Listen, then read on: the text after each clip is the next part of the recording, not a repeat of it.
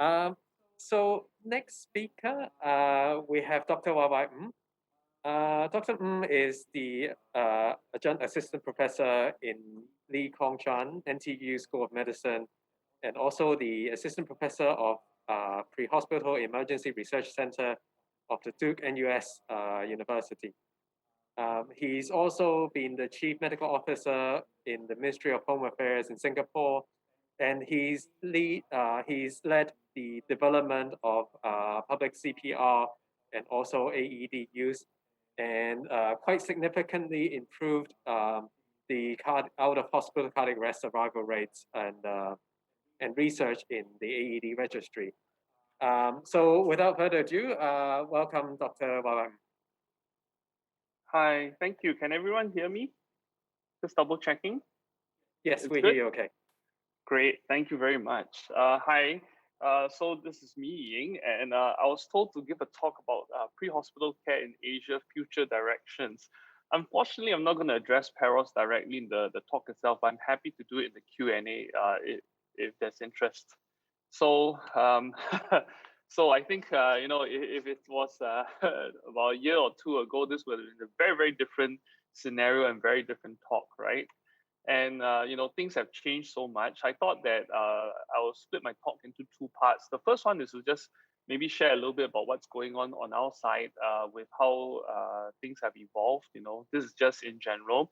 Social distancing is still in place. Everyone's still wearing masks. I'm actually at school I went back to do a master's in digitalization at the National University.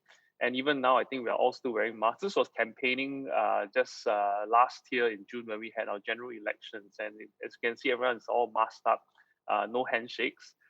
This is EMS, and as you all know, Singapore is actually fairly warm all year round. With these type of temperatures, we are dealing with 60 to 90 or even 100% humidity.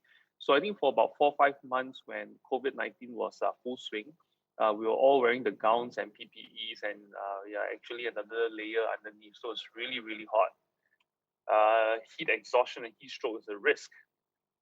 This was just okay. So this is Janice, my assistant director, or our assistant director for the civil defense, and we have actually put in some of the sort of disinfectant devices, right, to help spray the ambulance after every single conveyance. So actually, when we use this, it reduces our operational capacity because the ambulance has to be taken offline for 30 minutes for them to spray hydrogen peroxide in the mist. So this was a new one that we actually evolved to. It's called Sterimist. It's also a hydrogen peroxide based product, but it does the work in about half the time. So I think throughout COVID-19, we have been looking for better solutions to reduce downtime and to speed up our operations. So a lot of people got into the act. These were like Grab or Uber drivers, also repurposing their vehicles to do this. And then the SCDF had helped provide PPE training for all these drivers so that they know how to wear the N95, they were mask fitted for the job. This is just us. Over time, we actually figured out a better strategy where we moved most of our patients out from the hospital. So 80% of the patients were decanted right off, right, into community facilities. So those who were actually relatively well with very minor symptoms were moved to this huge exhibition hall near Changi Airport, which is a large exhibition area. It can house thousands of people, which is what we did. And for quite some time, for I think almost 5-6 months, we were housing thousands of people who are actually relatively well. Yeah, and once they're fully symptom free, but but still within a certain period of time, day 15 to 21, we moved them to a step down facility after that. So that allowed us to actually deal with a huge number of cases without having to flood the hospital. So this is our ambulance service. SCDF actually has been seeing a very steady rise. You can see only maybe this year, 1997, 1998, for some reason, there was a drop in cases, interestingly. And on average, we've been actually having a very huge rise of cases. But last year with COVID-19, we actually saw a decrease in number of ambulance calls. So I think this is the first time in 20 over years that this has happened. So I mean, if you look at the way the workload is growing, right? If you see a 5% growth, from what we are seeing now, which is 200,000, we will probably end up with about 800, 900,000 calls by 2050. Even with a 3% growth, we're still looking at about 400 over thousand. So a lot of challenges in our system. And I think you see this something that is also happening with urbanization and also aging populations.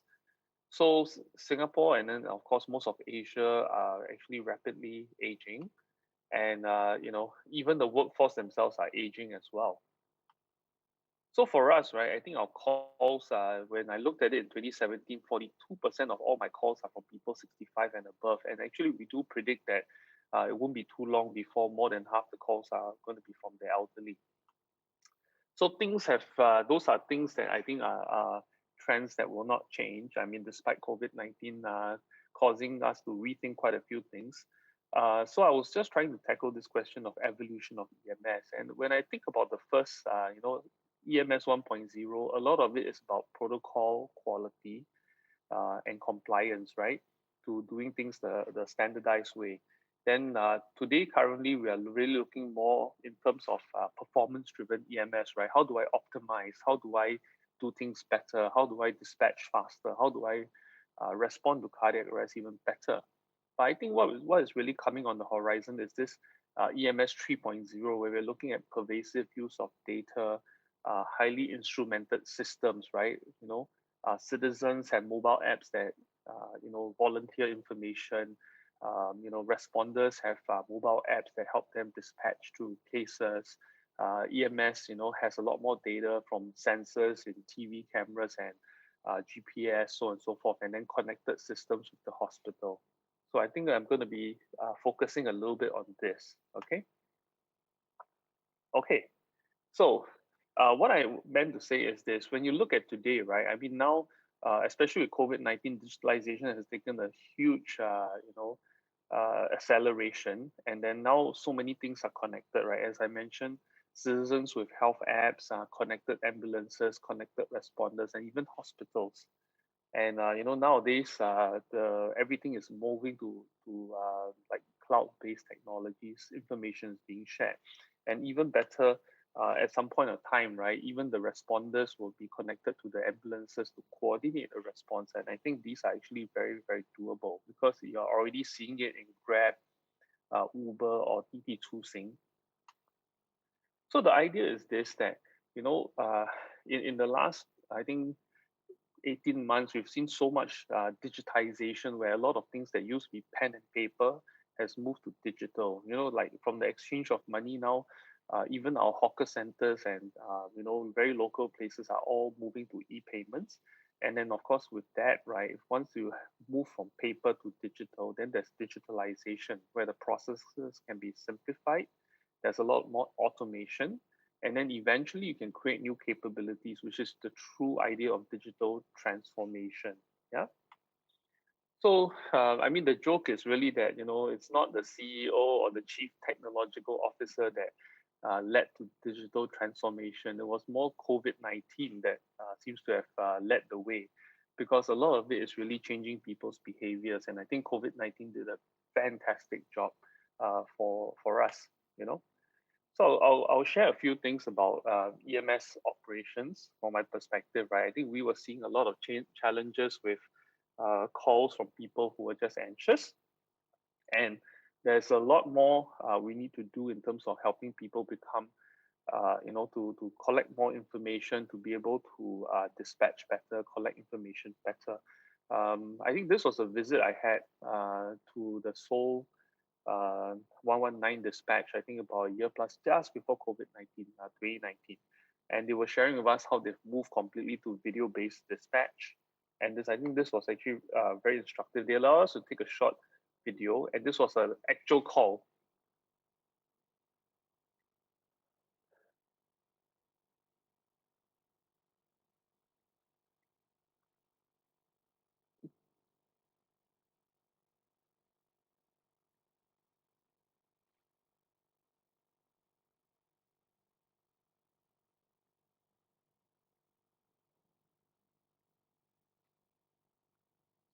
So Oh, sorry. Where's my pause button? So what you're seeing here, right, is actually that's at the Seoul Dispatch Center, where the dispatcher, right, actually had sent that video which you see on the screen to the person who is responding, and then the person gets to see a video of how CPR is to be done. In this case, the person didn't have the smartphone or did not click on the link. But what they do is that they actually send a short message. If the person clicks on the link, they will actually enter a video call with the dispatcher, and that allows them to see exactly what's going on.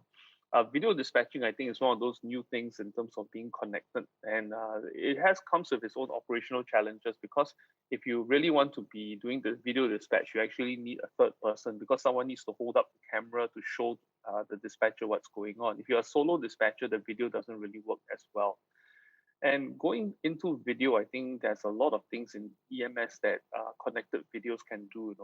From going into video analytics, AI detection of a person that's fallen, being able to use it for contact tracing, being able to use it to look at whether there are a lot of people gathering, especially in a mass event. So there are a lot of different things that videos can potentially do with EMS. And I think some of these things we are also already starting to look at in Singapore.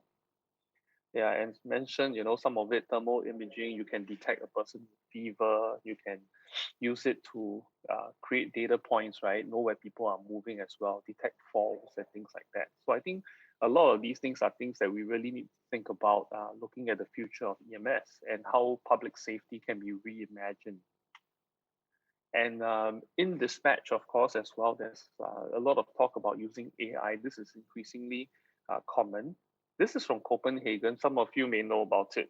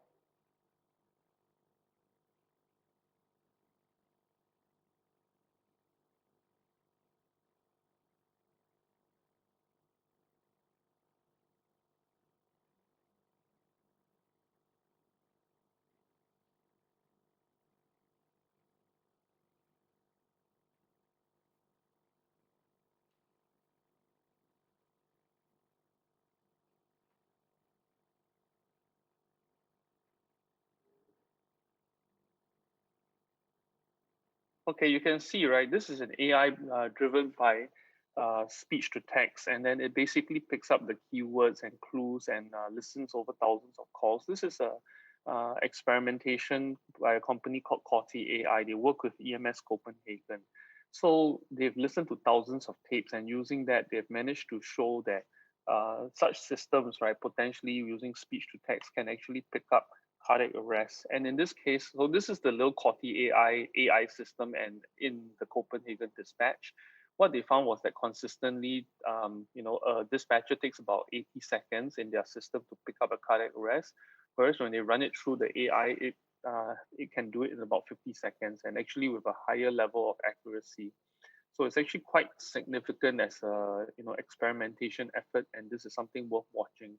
Of course, speech to text is a really new area, and there are a lot of challenges because a lot of it can be cultural. There's differences with the way people speak. Different languages, words mean differently as well. So I think locally we are also looking at some of these ideas of using machine learning and also to do all sorts of things like trying to triage patient acuity, trying to pick out certain type of conditions faster, and then we're using to sort of like predict calls as well. Um,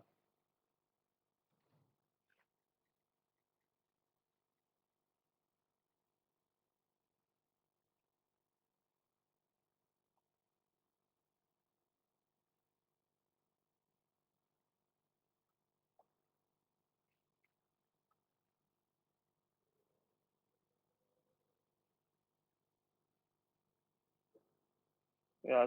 So this is just some efforts that we are also engaging in, and we've actually started doing some experimentations with automated speech to text. We're trying to transcribe all our calls. We know it's not 100%, I think, but we are hitting about 95 to 97% accuracy. So that's not bad in terms of having calls that you can search through if you're doing auditing for quality. And these are some of the things that we're looking at. Basically, once you are able to do speech to text, and we have four major languages: English, Mandarin, Malay, and Tamil. Although I think we're dispatching only in three languages right now, it helps us audit and look at quality and also use it for machine learning. So other things I think with EMS is of course telemedicine, online medical control. Of course, being able to see someone virtually is probably better nowadays than seeing in person as far as possible, right? And so this is an effort that we are doing with connected systems in SCDF. It's going to come live in somewhere July. I'll just play the video for you to see.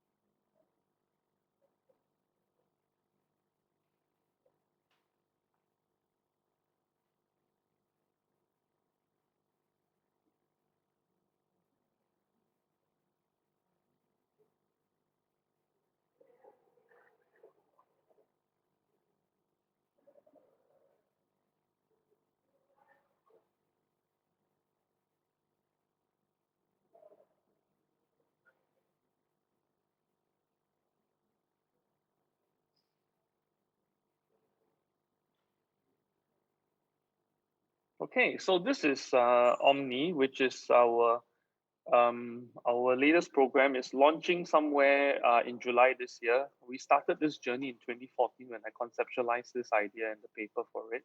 Took us about 7 years, including getting approval and building it. And this year, even with the delay from COVID-19, it's finally coming live.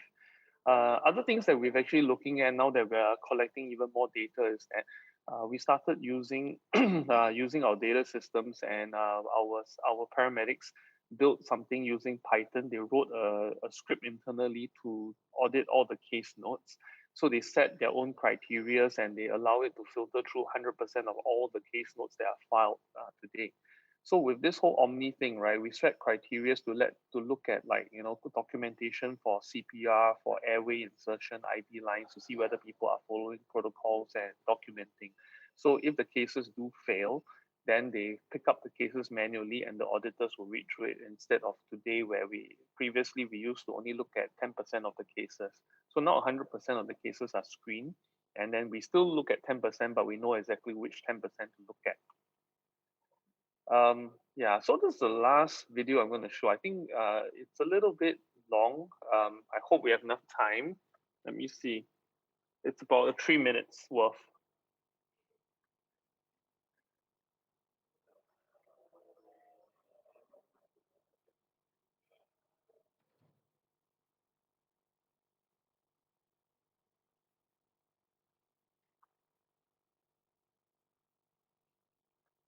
So we started a mobile app for citizens to help crowdsource for CPR and AEDs. We also work with a few taxi companies. Right now, I think we have 3 taxi companies that provide AEDs on demand, and the drivers actually are on our system as well.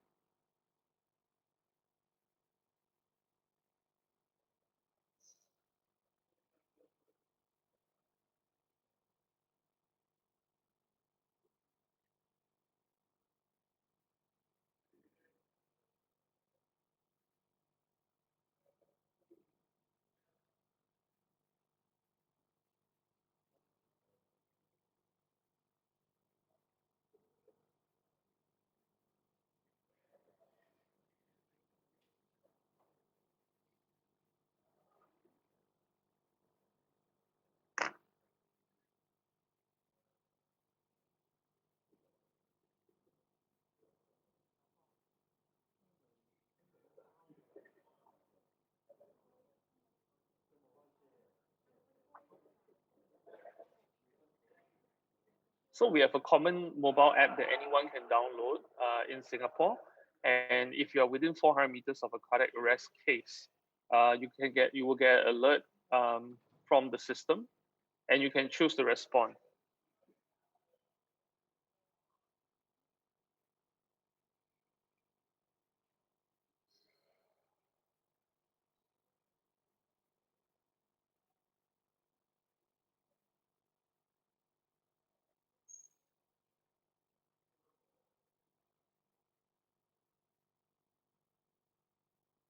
So the app itself contains our national AED registry, where you can find the AED if you are a responder.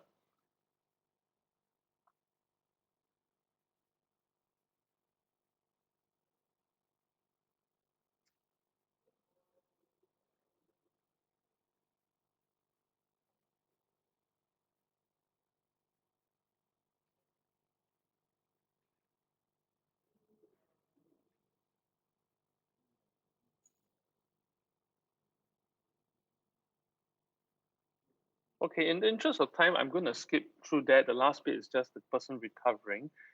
So the idea is this, that using connected apps, you can actually sort of enlist daily ordinary citizens to be involved in the response. It's really just like how on Grab you can see the drivers around, and then you can summon them to come in, right, to pick up a patient. So similarly, we think that having all these ideas of connected ambulances where all the ambulances can be seen and they could be summoned. Today, only our government ambulances are on our own system, but we actually have 400 private ambulances. They are not connected to our systems. And I think that these are some of the new ways where data and digitization may allow us to leverage on these things, for example, in a civil emergency. So, okay, so this is really what I have to say about where I think EMS is headed. Okay, firstly, I think if we look at demographics, we will continue to see a rise in terms of patient volume, especially with the aging population. In terms of digitization, right, there's a lot more data out there for us to be able to make use of, and then we hopefully are able to make effective use of it in new ways of providing care. And of course, in terms of how we look at the design of healthcare systems will really change when we have a lot more data that tells us things that we didn't know before. Being able to see volunteers, responders, and also understanding the patterns of disease, right? This will give us a lot more leeway in designing the new models of care. Okay, so I think this is where I end off, and I'll be happy to take questions. Thank you very much, YY. That's a great talk, and thank you for sharing the innovation. I think Singapore has always been one of the leaders in innovation, and with the OMI system in SCDF and also the EMS 3.0, I think we are all truly impressed.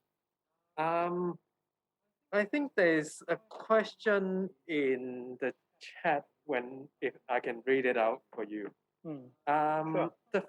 The first part is whether voluntary first aid organization in Singapore will provide first aid services during the COVID pandemic. I think just to put it in context, voluntary first aid organizations are hesitant to provide services due to insurance coverage during COVID.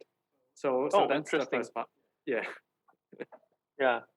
So okay, so this was something interesting that I did about 3 years ago before I left the SCDF. I'm actually moved over to the Ministry of Home Affairs, but I'm not directly running operations in SCDF. So what I did was I came up with a proposal of insurers for first responders, because we know that the number of first responders that might get injured, although it's small, but we do see a few cases where like a person who went to get an AED got hurt. They broke the glass of the AED box and then they got a cut. So we actually worked with an insurer to come up with an insurer scheme. This is actually being done in a few places. I've seen it in Netherlands. I've seen it in Austria. I think maybe in Germany as well, they do this. So the city actually works with, let's say, Allianz, right? I think in Austria, They work with Allianz, which is the German insurance company. So they pay a small nominal sum for the insurer to just insure the entire city. Anyone who's a bona fide, good Samaritan, and let's say he or she gets injured, can claim insurance, let's say for the injury. They even have a claim for people who drop their mobile phones or their wallets while trying to respond. So those are some things. We've actually taken the liberty to do that, but also the government actually, because of COVID-19, has actually, offered some insurance for people as well related to, let's say, vaccine injuries. So I think some of these things we've taken on as a government to try to make sure that people sort of like, uh, you know, move in the right direction.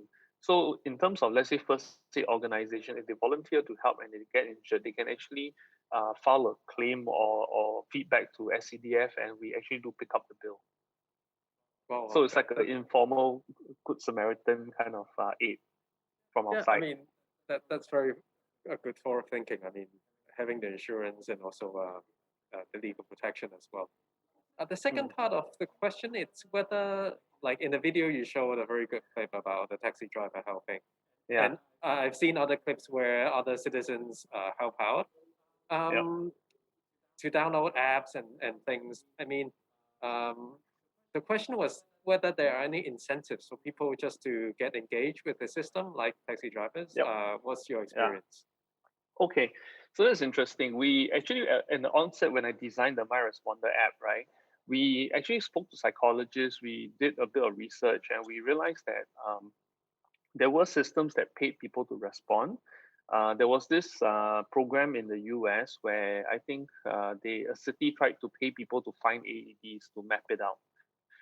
They ran it as a contest with a prize. So when they ran it for first 2 years, it was really pretty successful. But unfortunately, the third year, when they decided not to give out a prize, I think the prize was maybe about $5,000, for the person who found the most AEDs. But when they stopped giving the prize, right, then the interest actually dropped very, very substantially. And these were some of the lessons. I think there were a few people who writes about these AED finding and also some of the Good Samaritan actions. I think Raina Merchant, some of you may have read her work before. We also think in a similar way. So we don't actually offer an incentive. We believe that the feel good effect of helping people actually is the incentive itself. What we realized was that people who respond of a particular character and type, and in fact, a lot of these people are just driven by sort of innate goodwill. And what they actually want, right, is actually they want to know, did they manage to do some help? Did they cause harm? So in fact, actually, the responders actually really wanted to know if, let's say, somebody survived from, sort of indirectly because of the fact that they started CPR. It was very encouraging. So actually, in what we've done is that we've actually given feedback to responders whenever they manage to save a life and things like that. We also try to engage responders like with a regular My Responder event. So we gather like rescuers, we gather survivors as a event to get people to get together and to show our appreciation. So it's really just food. We give out some little tokens of appreciation. With the taxi drivers, there's actually a cost to livelihood. So the taxi drivers who put the AEDs, right, when they respond, they don't, they have to actually bring the AEDs back to the central station to change an AED. So they actually lose a couple of hours of driving time. So as such, right, we've actually worked with the taxi companies and they have sponsored the time, sort of like compensation for the time taken to go back to replace and to restore the AED to working condition. So for that, they actually give them a stipend, whenever they respond to a case, and that's just like waiving off the taxi rental or something like that. Yeah. So that's where we are at. Thank you. Yeah, that's very interesting because of the altruism and also practically, I think it's just very considerate to have compensation. If Colin allow me, I just have one last question for YY, if that's okay for you.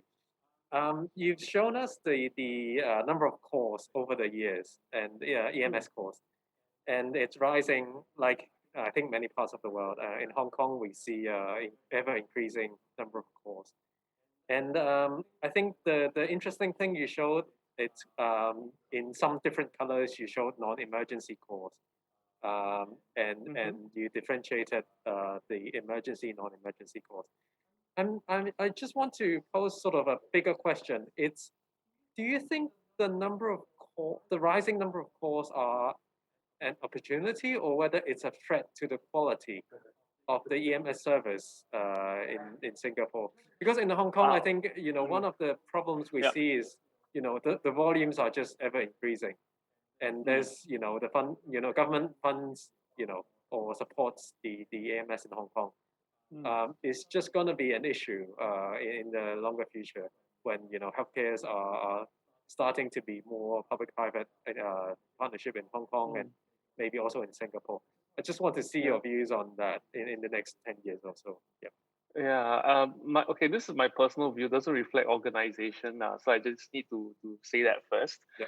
I think the rise of emergency medicine and the rise of pre-hospital actually denotes a failure of primary care and systems. Because I mean, the more calls we do, right, that means the worse we are at prevention and also managing people to have better routine care. So a lot of times, I think even for today, right, we are still picking up many P3 cases. We see a few P4 cases. I mean, it's definitely not large numbers. It's a few thousand out of the 200,000 calls. For P3 cases, we are seeing maybe about 30,000 odd, 40,000. So that's about 20% of our workload. Then the remaining, 70+%, those are P2s, and the P1s, at source is about 5%. So I think the bulk of them are P2s, and then the small numbers are the P1 cases. The way I see it is that actually EMS, right, ideally should be smaller over time. If we want to be really good, right, we want our paramedics to really only be dealing with cases that need intubation, they need trauma resuscitation, they need stroke care, and that's where the value is. The picking up and transportation of minor cases is really not where we want to be. I mean, if we are able to get patients to self-diagnose, simple things, and then go to the GP instead, these will be great, and of course, self-diagnose and flag out where they have a potential stroke and get an ambulance for that. I think that's great as well. So we want to be more targeted, more sensitive, more specific for potentially difficult conditions, and then we want to really divest ourselves of the things that really don't matter.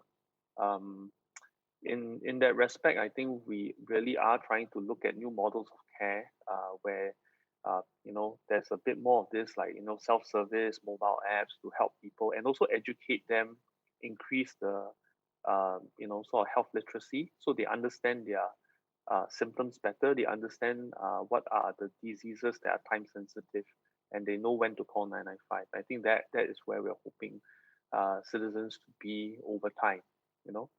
Yeah. So my personal feeling is that we should give away at least the bottom 20% of the calls. That's what I think we should be doing, or they should be just given to private market and you pay for the calls, because right now we are also free, just like Hong Kong, and we don't charge for even the P3 or P4 calls. Although P4 calls, if both the EMS and the emergency department agree that it's a non-emergency, the guy pays a bill of about $300. That's about 1,500 Hong Kong dollars. Yeah. Right. Thank you, Wai. That's very insightful sharing, and thank you again for your very inspiring presentation. Thank you very much. Thank you so much for your time. Thanks for the invitation. I'm so sorry I couldn't be there, but it is what it is. And hopefully maybe next year or the year after we can get together, right? Yeah, definitely. We're planning for that already. Thank you. Awesome. Thank you again. Okay, take care everyone and stay safe. See you, Colin.